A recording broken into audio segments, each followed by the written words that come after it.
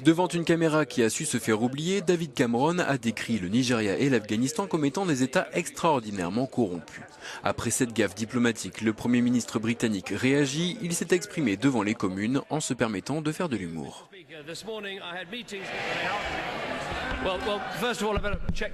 Tout d'abord, laissez-moi vérifier que le micro fonctionne avant de parler, c'est sûrement une bonne idée. Des pays comme le Nigeria ou l'Afghanistan ont des dirigeants qui se battent avec courage contre de vastes systèmes de corruption et ils ont fait de grands progrès. Voilà pourquoi je suis heureux de les recevoir ici à Londres pour la conférence anticorruption. Par contre, je ne pense pas qu'il serait judicieux de suspendre notre aide à ces pays. Parce que sincèrement, les problèmes de ces pays finissent par revenir nous hanter ici, qu'il s'agisse de problèmes de migration, de terrorisme et tout le reste.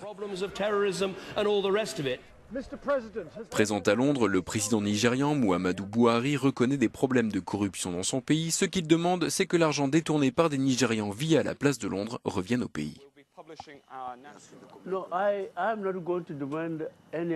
Je ne vais pas demander d'excuses à qui que ce soit. Tout ce que je demande, c'est le retour des actifs.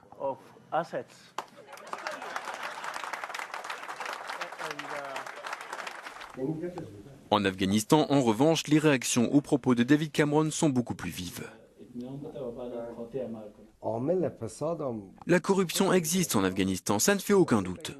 Mais le Royaume-Uni lui-même, l'Amérique et la communauté internationale portent une part de responsabilité dans l'expansion de la corruption en Afghanistan.